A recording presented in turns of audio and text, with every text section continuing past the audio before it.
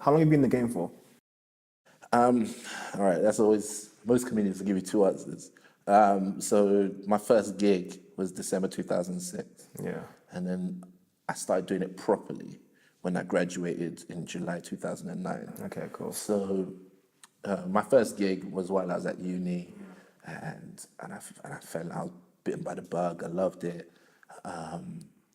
Then I failed a year at uni, and I just had a year out basically, and I was going to go back and do the exams again. But I took that as time to sort of really do as much stand-up as I want, and I took it as a chance to. I turned 21 and I recorded this DVD 21, and I was like, yeah, I'm going to do this thing, but I definitely don't want to leave my degree unended. It bugged me so hard that I failed a year. I was used to being quite excellent in my academics. But I was like, I'm not going to leave this undone. So I went back to do it. But the comedy kept me going. I was like, now I have a purpose. Now I have something I want to do. So when I graduated, I was like, now the game's started. Yeah. Even though I had already done it before, I felt like that was really when I was like, Well, all right. you've now done what you set out to do when you went to uni, which is get your degree. In many ways, yeah. But I also really wanted. Do you know what it is? I became very disillusioned with academic success to a certain extent. I still wanted it, but I began to realize that it just felt a lot like a bubble. It felt a lot like you're playing a game where there's a lot of rules, and these rules have nothing to do with the real world. You see what I'm saying? Like in class, they reward you for keeping quiet and putting your hand up and waiting until they tell you can speak before you speak. The real world does not reward people who do that. No. The real world rewards people who get in your face, don't wait to be It's asked. the complete opposite of what they teach you in class. This is Complete it. opposite. So I started looking at it like, hold on a second. I'm more concerned with what's going on out there. I want to know what you lot are up to, man. Because, I'd always kind of got A's growing up and blah, blah. I was like, that's fine. All right, we can do that.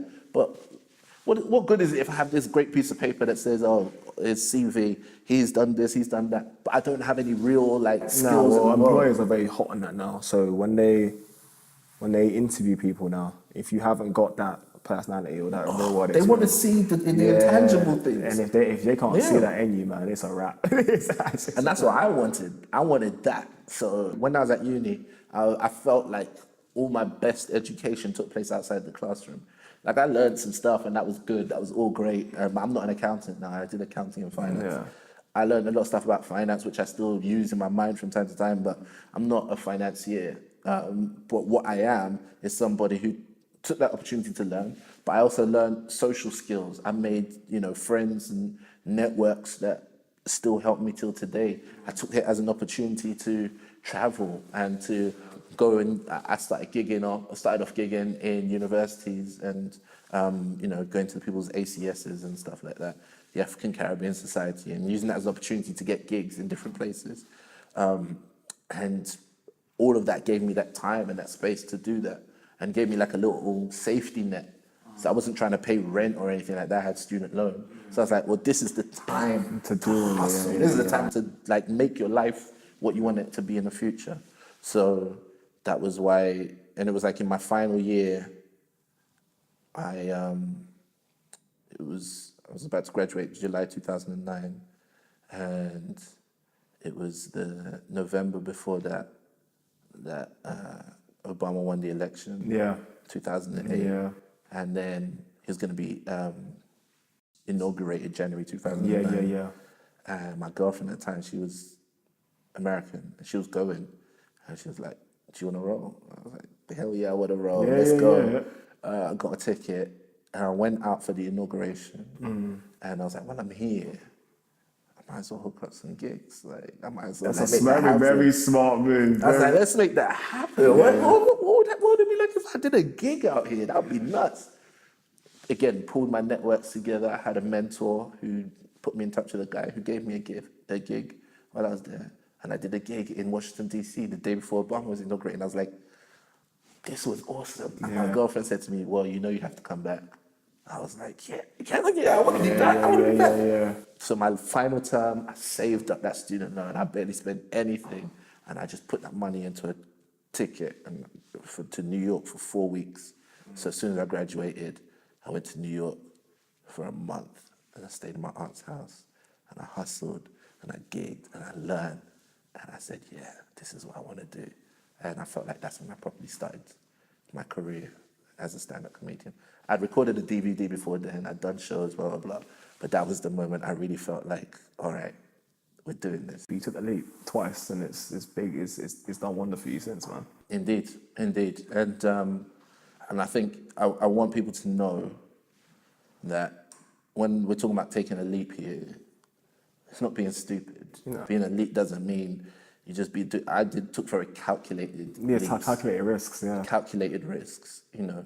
A lot of people like to say, oh, you've got plan B, you know, you've always got your degree. It's not a plan B. I don't act as somebody who might fail one day. What I wanted to get out of completing my degree was a mentality that says we don't leave things undone. Yeah. You finish things, you do it to completion, you do it well. Because that's going to serve me even as a comedian. Yeah. I'm going to need that mentality as a comedian. So I take time to work on myself. And it's stuff that most people don't see. You don't see it, but sometimes you see the outcome. Yeah. If you see some of my stand-up, you're like, that's really clever. You don't know all the work I did to write clever material. Yeah. You don't know about the times where I was hustling, I was down and out, you know, I was putting in work, I was up till midnight, blah, blah, blah. You don't know all of those moments, but you see the outcome. I read a quote that said you want to be the greatest comic. Yeah. I always wanted to, that's my guiding principle, is that I want to be, and to be honest, it's kind of given to me by my mum, which is that, you know, if you're going to do anything, be the best at it. And so I want to keep working towards being one of the greatest comedians who ever lived. And to be honest, I don't know exactly what that looks like all the time. I don't know exactly how to get there all the time. But what I do know is that if I follow certain principles, I will get there. Yeah. So it's about being excellent. It's about stay gigging. That's a hashtag I put on all my posts and so on, because I believe it's like a philosophy. It's that if you keep doing your work, the work will show up. The work will speak for you one day. So, you know, stay consistent, be excellent, keep working, you know, keep pushing yourself. All of these principles, they're supposed to get me to that journey. Yeah. So in 2018, I'm just going to be trying to be more and more consistent. I'm going to be pushing myself more and more. So Sunday service, trying to push that out, trying to take that global as well. I would love by the end of the year to have Sunday service be performed in another country. I'm not sure where right now, but you know, I have a few targets that I would like to hit.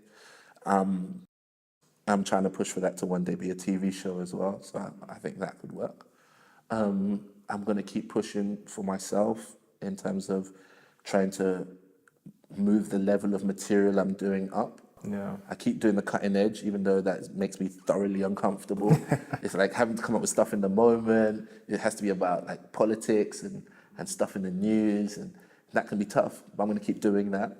And I'm just going to keep embracing every opportunity as it comes, man. I want to keep getting out to different parts of the world. You know, let me see, where haven't I gigged? Which continent? I haven't gigged in Australia yet. I'd love to do Australia this year. And I haven't done Latin America. Maybe probably because of language barrier, but if that opens up, I'll do that. And I haven't done Antarctica. So if you've got any gigs in Antarctica, holler, man, I'm out there, man. I've got the material for you. Nah, that sounds good, man. You know, but I've touched Europe, Asia, Africa, North America, and do more in those places as well. Love to get out to Canada. Love to get further into Asia as well. All of those things. More in Africa, definitely more in Africa. I haven't done enough in Africa yet. To end, what's the one piece of advice you give to an upcoming entertainer, regardless of what it is, what they're doing? What's the one piece of advice you give them? Regardless of what they're doing, be excellent, man. Be excellent. Be excellent. Be excellent. There's no room for mediocrity. Yeah. But there's enough mediocre entertainers out there. Well, there's a lot of people trying to take shortcuts out there. So be excellent. Every day. And to be honest, it doesn't even have to be for an entertainer. As you're doing this show, be excellent. Every day, challenge yourself. What can I do to make this show better? yeah. What can I do to take it to another level? Which kind of guests can I get on? Which kind of camera do I need to get? What do I need to do? What hustling do I need to do? Which venue do I need to go book that's going to make it move up another level? Where do I need to put money behind advertising and marketing, or where do I need to? What do I need? Do I need a website redesigned? Whatever it is, be excellent. Be excellent. Be excellent at it, man.